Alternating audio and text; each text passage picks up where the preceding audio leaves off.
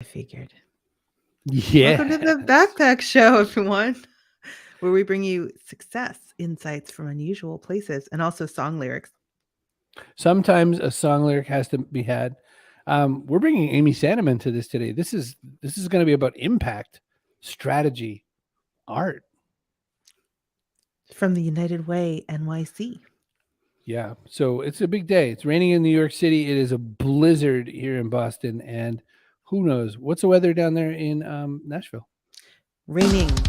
Hi, everyone. Tim Kitzrow from NBA Jam and NFL Blitz, welcoming you to The Backpack Show. Your hosts, Chris Brogan, Kerry Gorgone, Boom Shakalaka. Backpack Show. Don't want to hear about my weather, but you'll count snowblowers for everyone. 5 snowblowers out my window. No, I haven't done that to you in so long. My mother, my absolute beautiful birth mother, and her husband, Steve Brogan. Shut up, your parents. Stop it. Having met them, the resemblance is much too obvious to say anything other than that you're their parents. It is film star and tutorial trainer Chloe Forbes Kindlin. I've been watching a lot of her Squarespace training and most recently how to set up and configure my email service provider. So good to see you, Chloe. Fine feature films, every one of them. Kerry, what are we doing today? Thanking our sponsors before we start. You son of a... I had that ready to go. We're talking with United Way NYC's SVP of Community Impact and Chief Impact and Strategy Officer, Amy Sananman. She spent 25 years engaging government partners, cultural institutions, community-based organizations, court-involved youth, artists, and local citizens to develop collaborative projects. So they work on things like neighborhood safety and creative placemaking and youth development. Do you know what I just she's saw? Doing a lot of good. I was doing a whole lot of nothing when I started out my career. We're going to do so much better. Having her here is going to be so great. But look at this. Do you hear that? No, I hear it. There is now a section for reasons I don't understand where you can loop music in the background. You should not do that. Don't do that. I'll just do it during the sponsors. Ready? Okay. This one's called Daydreaming. Did you ever dream of having a podcast host? You can. Casthost.com is an incredible podcast host. Dream about a better host. We're sponsored by StreamYard, which now has background music for no good reason. See Brogan.me/StreamYard. You can get your own account today. Love it. And by the way, it comes with a whole variety of loops. So listen to this one. Oh, no. Listen. Changed. We got to talk to Amy. Stop fiddling with your buttons over there. Do you want a .online domain? You can get one. This is called Night Driving, which sounds to me just like the other loop. Go to cbrogan.me/online and use the code Chris in all caps. Hey, you want a search engine? You can get one. Except, how about why don't we not go with Google anymore? Why don't we stick it to the man and use presearch.com? It sure is swell. Presearch is a damn fine search engine. It's a great and you get crypto engine. rewards for using it. If you remember to log in, just a little if you remember to log in. That's true. Amy Sananman's in New York. We're going to talk to her about being the fact that she's a Chief Impact and Strategy Officer. We're going to ask what that means in the land of the United Way, NYC. We're going to talk a little bit about we'll see you, Deb. Thanks for showing up. We're going to see what that's about. We're also going to talk about the impact of art in this world, because there's a lot of morals. Hot breath. There's a lot going on here. But let's grab Amy. Okay. Hey, Elizabeth. Good to see you, Leslie. Amy, save us from ourselves. What is Chief Impact Officer? Sounds like one of those titles that only showed up in the last 2 years. What does that title mean? And how do you make it mean something out there in the world? Yeah, that's a great question. Hi, good morning, you guys. It's definitely rainy and yucky here. I think the snow is probably prettier. So great question. Impact is sort of where the rubber meets the road. So I think sometimes there can be a lot of talk about big ideas, and sort of what we want to focus on is how are we making an impact in the city in which we are, which is New York City. And what does that mean? So are people getting more jobs? Are people feeling more connected? Are folks having access to food that they need, our families, kids doing better at reading. So we focus on the impact and then sort of back into the strategy. So what are some of the results we want to see with our work, and then work with our partners to figure out what's the path to get there, what's the strategy to get there. So I'm privileged and honored to have the job to kind of help align the different program areas that we do and make sure that we're delivering on the promises we make collectively with the communities that we serve.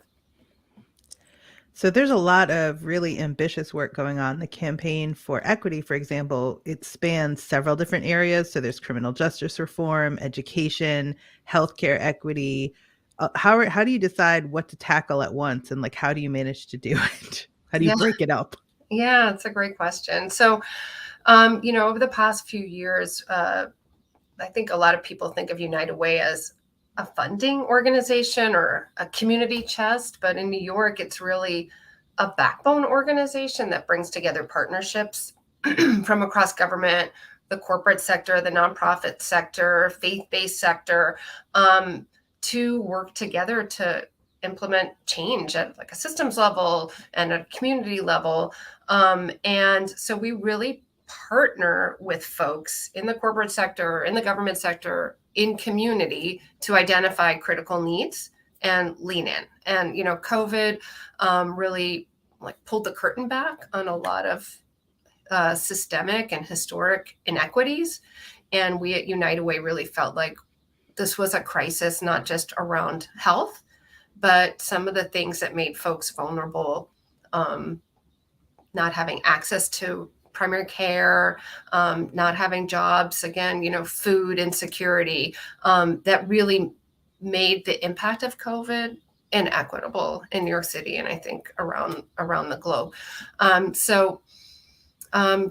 We choose focus areas sort of based on community need.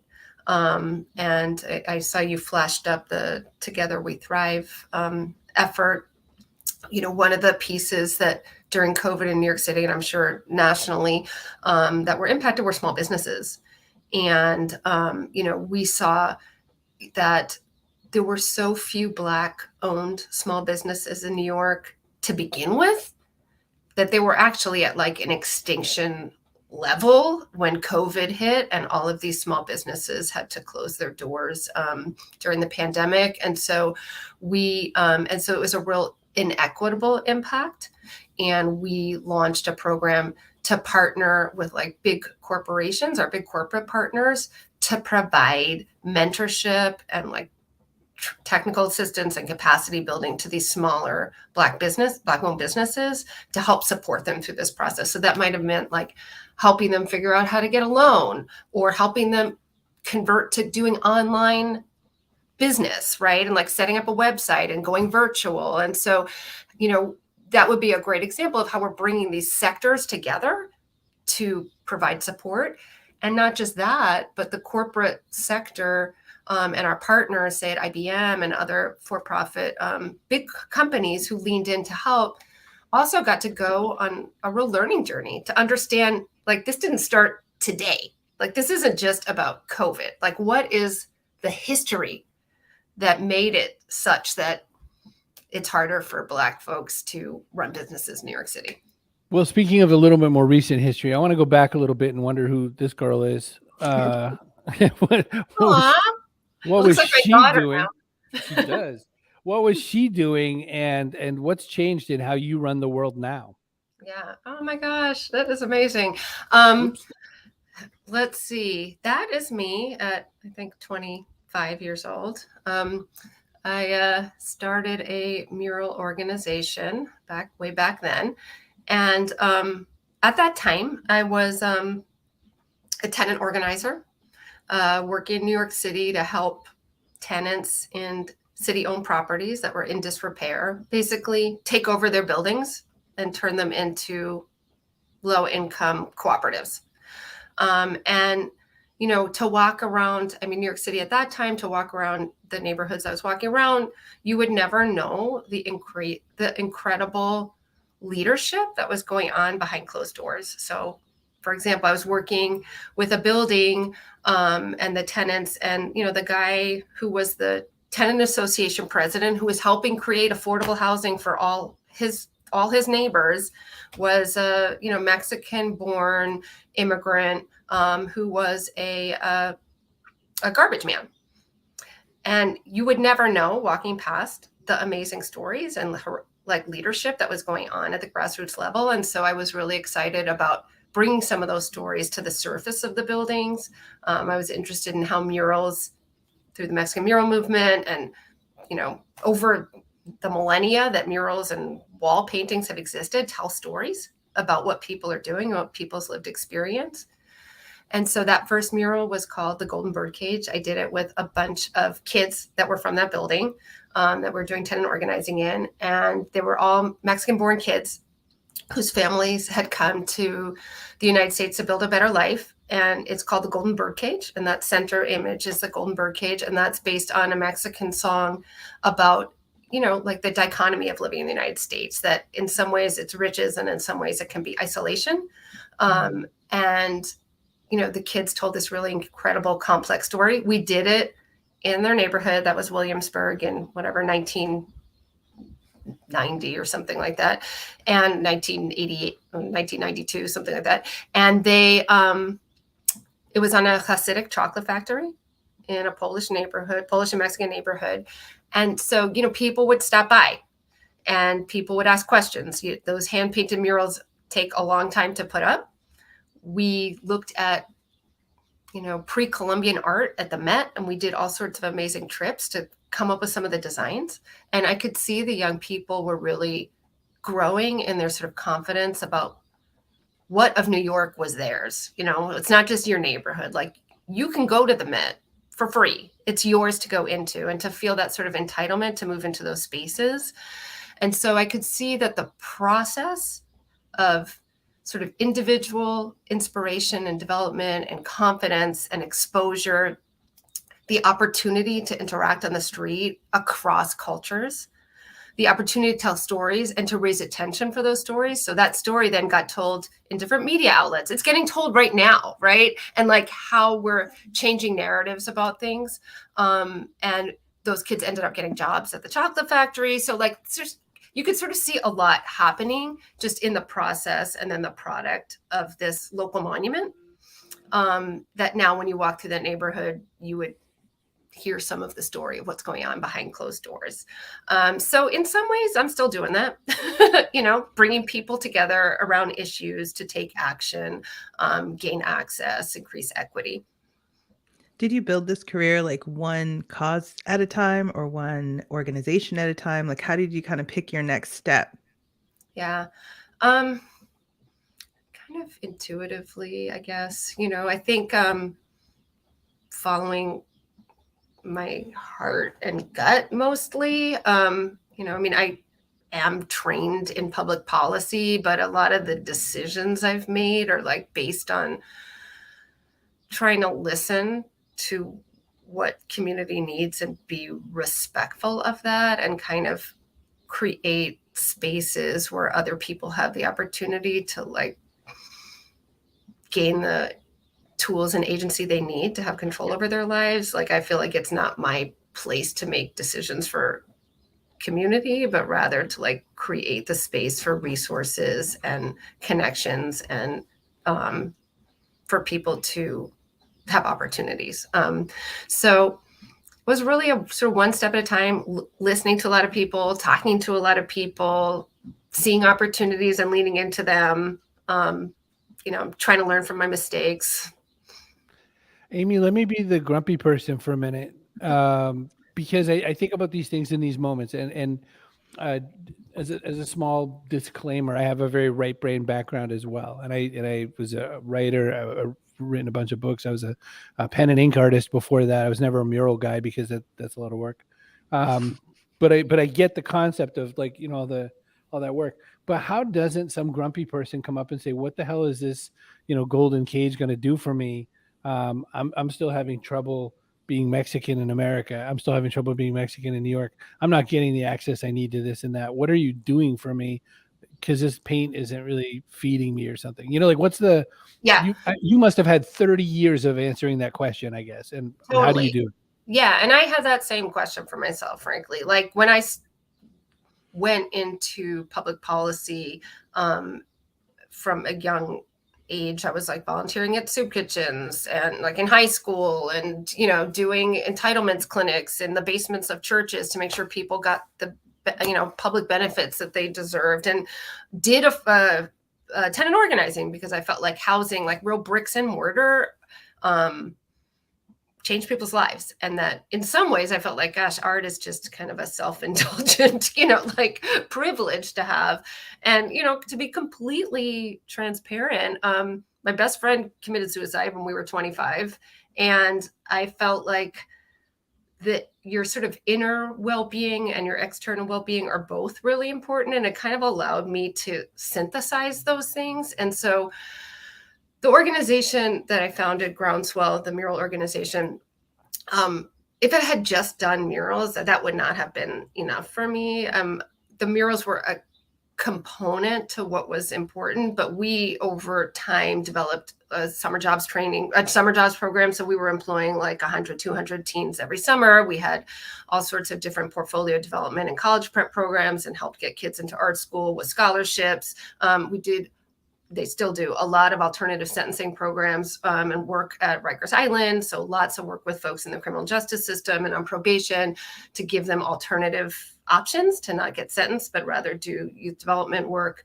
And then every project was a partnership with either a city agency or some kind of group. So if there was an environmental justice group that wasn't getting enough activism or enough press, they were using these projects to advance their mission. So we were always partnering with other groups to use the public art for some really specific purpose. So it ended up kind of touching a number of different sort of like the individual, the community, and then, you know, by getting press and attracting attention to different things, sort of changing ideally some public will around issues.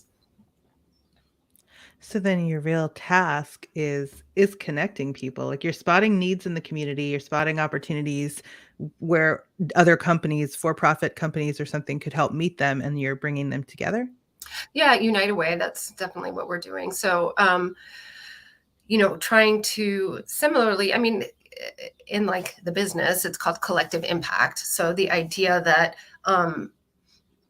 you know, no one thing is going to be the silver bullet, right? Like no one person, no one organization, no one government agency is going to be able to affect change in the way that you can if you have what we call collective impact, which means we have a bunch of different people, you know, like the supermarket owner and the local council member and the kids and the parents and whatever, right? Like that you have this group of people who all can align around an objective, and they're all going to play different roles. They're all going to stand in different places on the scaffold, but to sort of paint the same collective vision is how Groundswell worked on, you know, more of a neighborhood level, and how United Way works on a city level. And I worked for the mayor's office in the last administration under Mayor de Blasio. And similarly, you know, it was about how do we bring all the different players to the table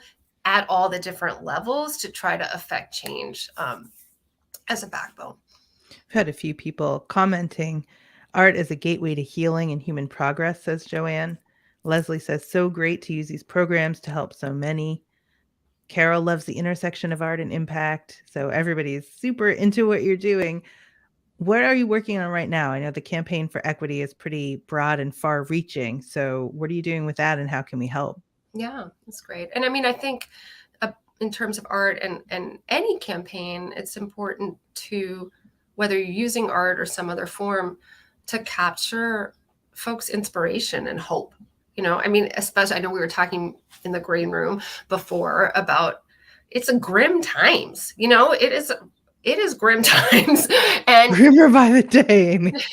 And it's to be able to get up each day and keep going and fight for justice. You need to activate and engage your heart and your spirit. And like art is one way of doing that. There's lots of different ways of doing that. And so I think in any of the work I'm doing, like to think about what's going to inspire, what's going to give people the tools, and then how can we give folks agency and accountability around doing the work. So, the campaign for equity moves across many different areas. One of the pieces is around, I talked a little bit about the Black Business Initiative, Together We Thrive. Another one is a program that we're really leaning into called Read NYC. It's one of one of United Way's longest standing programs. And this is a great example of collective impact. So the program started in 2013 with 5 schools in the Bronx, in Mott Haven, which is the poorest congressional district in the country. Students in this district had the lowest reading scores for 3rd grade, which is like a really crucial year to determine a kid's educational success. We met with families. So we brought the stakeholders together, right? We brought the principals, we brought the teachers, we brought the kids, we brought the parents, we brought the librarians, right? Like we brought all different folks together and be like, what is standing in the way of success? Again, starting with the impact. What's the impact we want to see? We want to see kids' reading levels going up. Let's back out of that. What data can we share with community to help give them the information so they can diagnose the problem? What is the diagnosis? What are some strategies nationally that have worked? What are some innovative strategies we want to try? And the group together, with the support of United Way, developed this approach, which kind of addresses a number of different levers. And the program helped increase reading scores from 9% to 43%, which is a huge increase. Last year, we were able to provide educational support to 800 students. And then we were also able, as you guys know, if you have kids at home who needed laptops, able to provide during COVID, then bring in technical resources, including tablets and laptops and Chromebooks and Wi-Fi hotspots for 3,300 kids to help bridge that digital divide. And then we partner with Dolly Parton's Imagination Library for books, and get part of the levers or part of the strategy to increase reading levels was to get books into homes, like culturally appropriate books. And we focused on 0 to 5. And so with the Imagination Library, we've just given out our 100,000th book to community. And so this is an example of, like, you can see how the corporate sector, the philanthropic sector, communities, educational institutions, all are sort of coming together around the impact. What's the impact? Reading levels go up. That's the data we can track. That's how we can see whether it's working or not. And then we have that group of people. If it's not working, what's not working? How do we improve, right? And so you're working in collective, you're working in partnership. I took a tour recently where there was a lot to it about Stephen King and his wife Tabitha and the charity work they do in Maine, and how they keep it kind of on the down low. But it's not like they just throw money around. They work with hospitals to fundraise, or they work with organizations to fundraise. Do you think that cooperation is an important part of the success of the effort? Oh, absolutely. As opposed to just throwing money at it.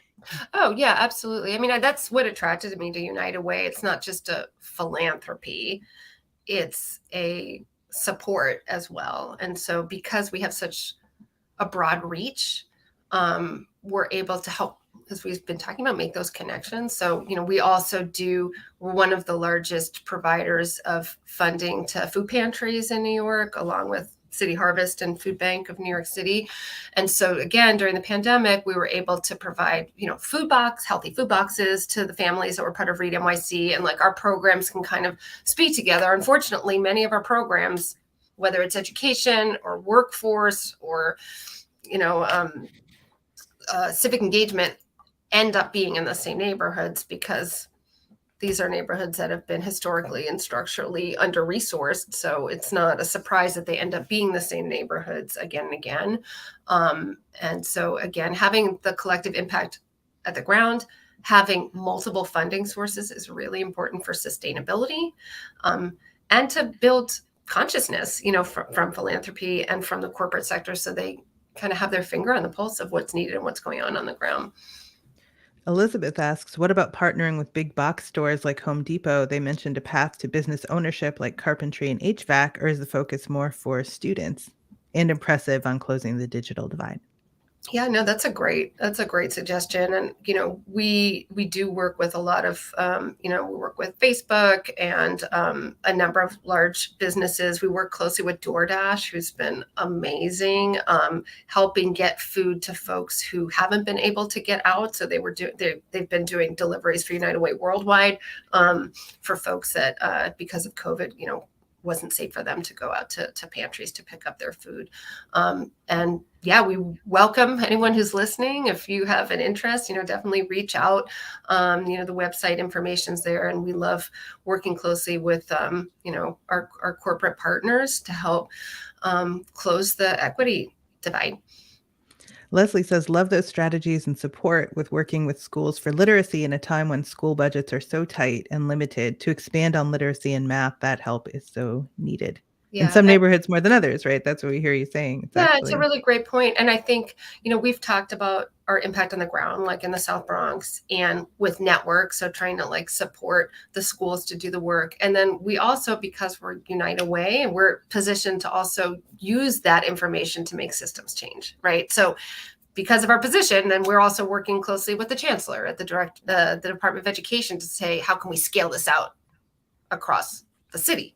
Right? How can we take lessons learned and scale those out? So last summer, it was the city needed to address this, the impact of COVID, particularly on Black and brown neighborhoods. Kids were further behind in school than their counterparts or white counterparts because of the online learning. And so the summer needed to be in part about catching up and also about getting families comfortable going back to school. And so we helped coordinate and advise with the Department of Education, like this Summer Rising program for summer learning, and building trust again with the schools and families about going back to school. And so we were able to affect, tens and tens of thousands of kids through that by bringing lessons learned and some of the best practices we learned through the work through Read NYC. Amy Sananman, two questions I have. One is, there's a lot of volunteerism and a lot of kind of goodwill and kindness and all this. There's times when I'm sure that the donor organization or even the coordinating organizations don't exactly do what you want them to do. How do you get your impact to happen and your strategy to flow the way you want it to when somebody comes along and maybe has a different vision? They're trying to overlay their vision on what the program is. Do you have to contend with that a lot? Do you have to have those kind of meetings thank you for your money, take a few steps back here, this is what we're doing with it? Or do these programs have to be flexible? How does that work? Yeah, I think there's a little bit of two things. The one is it's important to be flexible and to listen to and engage donors and all stakeholders early on, and to set a table where you're having that dynamic. And so it's not just us telling the donor, this is what we need, but we're coming together to jointly learn about the issue and do that kind of education and bringing folks along. So I think setting the table is a really critical piece to aligning different perspectives and knowing that people are coming in at different places along that learning journey and maybe come from different perspectives. Ultimately, we're going to implement the program according to our values and principles, but it's not like a yes or no, hang up the phone, goodbye donor. It's where is their alignment? When is the right moment? What information do we want to share with you to have you better understand the work? So these sort of longer term relationships with everyone, with community, with donors, and building that trust and building that learning process is a really critical piece. I mean, ultimately, obviously, we're going to do, again, what we feel is in accordance with the principles of United Way and respecting community and putting community first. So my next to last question, I think it is what do we have to do? What do you want us to do? You got these wizards from all over the world here. You've got a person in Montreal, a person in Scotland, Las Vegas, Who it's keep all over. making the same comment at the same time, Carol and Chloe. State of Maine. What do you need them to do? Yeah. Well, I think what's really great is, as I laid out, there's a lot of different ways to plug in. There's the sort of real nuts and bolts on the ground. Like, we want to help get books into the hands of kids, right? And you can donate money and direct it towards that, right? Like, you can get more books into the hands of kids or more food out to people. You also can get involved at like a networks level. Like, we want to be a partner and help mentor small businesses, and like help them, provide in-kind support for them to build their brand or to be more successful. Or you can really invest at sort of a systems or structures level. Like, we want to help mobilize big funding to be able to kick off new programming, or have like deeper, like the Home Depot example. So, we want to commit to diversifying our and build on ramps to employment for folks who are in the criminal justice system. And let's like develop a deep partnership where we're going to train 30, 100, whatever folks to be able to do tech work, and we're going to hire them. So like, there's a lot of different ways to get involved. And I thank you for flashing up some of the ways on screen. So we really welcome, as you can hear, it truly takes a village, and an international village. And that's what I really love about Unite Away. I guess that's the name says it for itself, right? Like, we're really bringing people together on a path together. Love it. Well, we've come to the last couple of 3 parts of our show. So first off. Oh, and here's our person of the day. Kaboom! I'm going with Joanna today. I just had to pick Joanna. Joanne, sorry. Why do I always call her Joanna? In my head, I even sing to her sometimes. she's the person of the day. I felt like today was the day to get it right. She writes me emails and everything. I was Joanna. Yeah, sorry, Joanne. Joe. I'm giving it to Joe. You're a person of the day. That entitles you to 1 free apple. All you have to do is go to a store and buy it.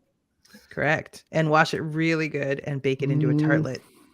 That's what I would Kerry's do. all about making sure it's clean. Hey, and here we've hit our question that we've asked every guest that's ever been on. Everybody from Sir Mix-a-Lot to Mistress Harley, our financial dominatrix, Amy.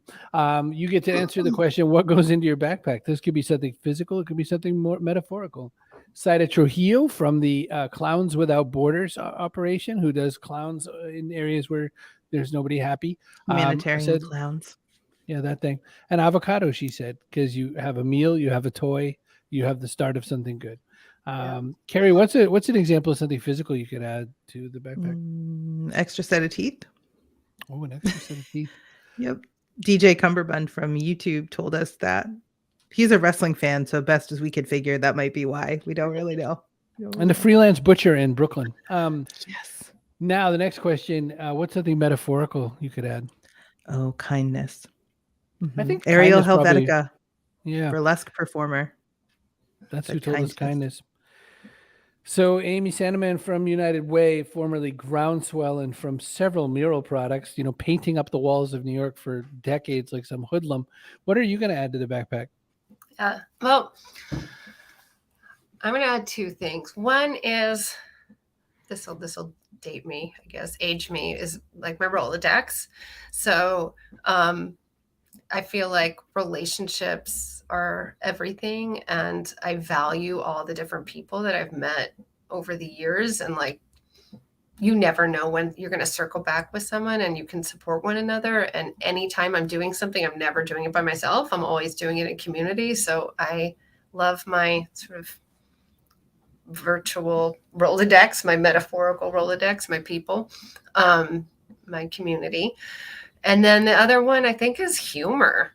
So I feel like that kind of gets me through. Like, if you take yourself, like, it's such serious work, but if you take yourself too seriously, you're never kind of questioning yourself. And I just feel like it kind of makes your life more entertaining and like gets you through the day. And so I feel like humor in a Rolodex.